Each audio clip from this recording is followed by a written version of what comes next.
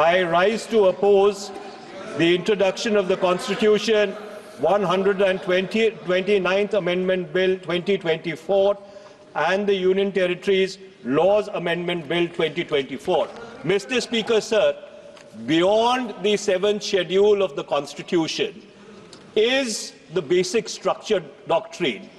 And that basic structure doctrine spells out that there are certain features of the Indian Constitution which are beyond the amending power of this House also.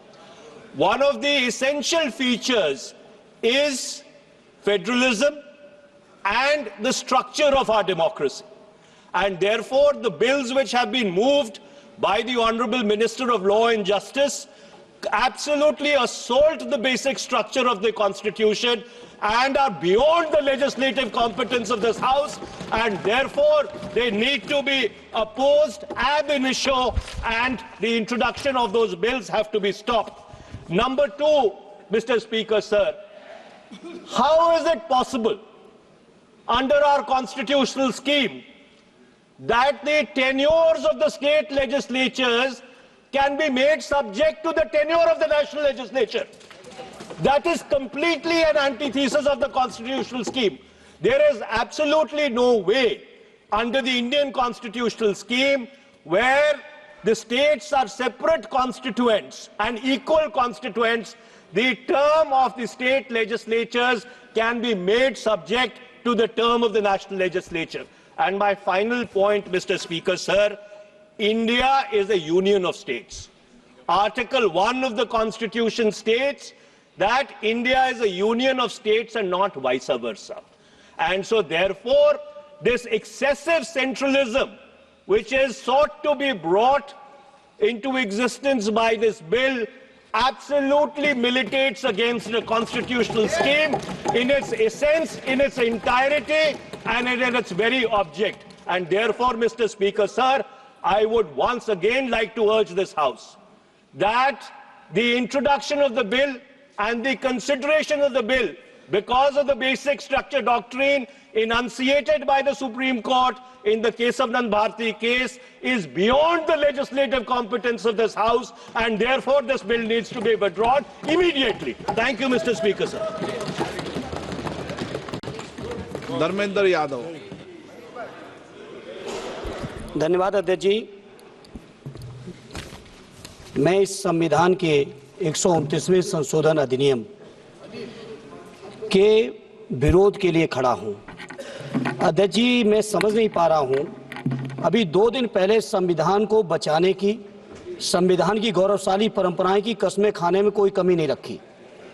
2 ही दिन के अंदर संविधान की जो हमारी मूल भावना है, 2 ही दिन के अंदर संविधान का जो हमारा बेसिक स्ट्रक्चर है, 2 ही दिन के अंदर संविधान का जो हमारा संघीय ढांचा है, उसको खत्म करने के लिए संविधान संशोधन बिल लाए हैं।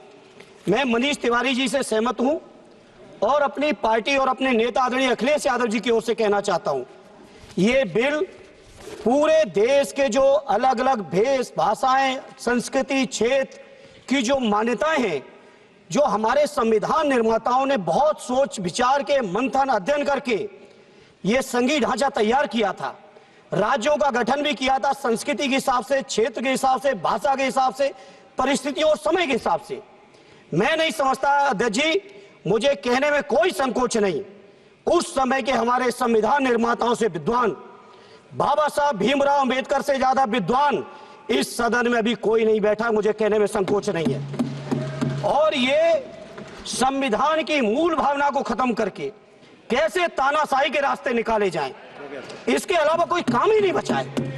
आखिर ये मनीष तिवारी जी ने कहा, कहीं एक विधानसभा के चुनाव अगर कोई अविश्वास आता है, अगर बहुमत नहीं मिलता है, तो क्या पूरे देश का चुनाव कराओगे?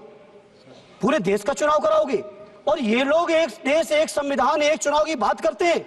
जो लोग 8 विधानसभाएं भी एक साथ नहीं करा पाते हो, मौसम देख के तारीखें बदलते हो, वो लोग बात करते हैं एक देश एक चुनाव की।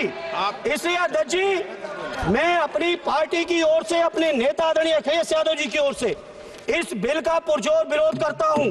और आपके माध्यम से देश के जनमानस से कहना चाहता हूं, ये भारतीय जनता पार्टी के लोग तानाशाही लाने के नित नए रास्ते लाते हैं। जो 8 विधानसभाओं का चुनाव एक साथ नहीं करा पाए, 4 राज्यों के चुनाव एक साथ नहीं करा पाए, वो पूरे देश की लोकसभा और सारे प्रांतों की विधानसभाएं एक साथ कराने की बात करते हैं।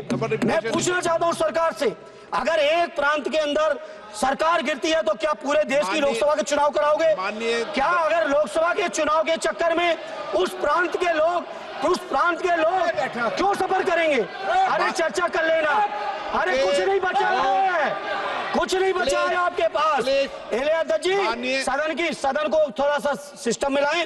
अध्यक्ष जी, आपसे अनुरोध है, आपके माध्यम से सरकार से अनुरोध है, जनता ने बड़ी उम्मीदों के साथ हम सबको भेजा है और हम सब लोगों की जिम्मेदारी है, ये संविधान विरोधी, संघीय ढांचे विरोधी, बेसिक स्ट्रक्चर विरोधी कई केसों की चर्चा की मनीष तिवारी जी ने, मैं उनके साथ जोड़ते हुए माननीय सर्वोच्च न्यायालय की भावनाओं के विरोधी, गरीब विरोधी, दलित विरोधी, पिछड़ा विरोधी, मुसलमान विरोधी इस नीयत को वापस लो। ये अध्यक्ष जी, आपके माध्यम से मेरी आपसे प्रार्थना है। बहुत बहुत धन्यवाद।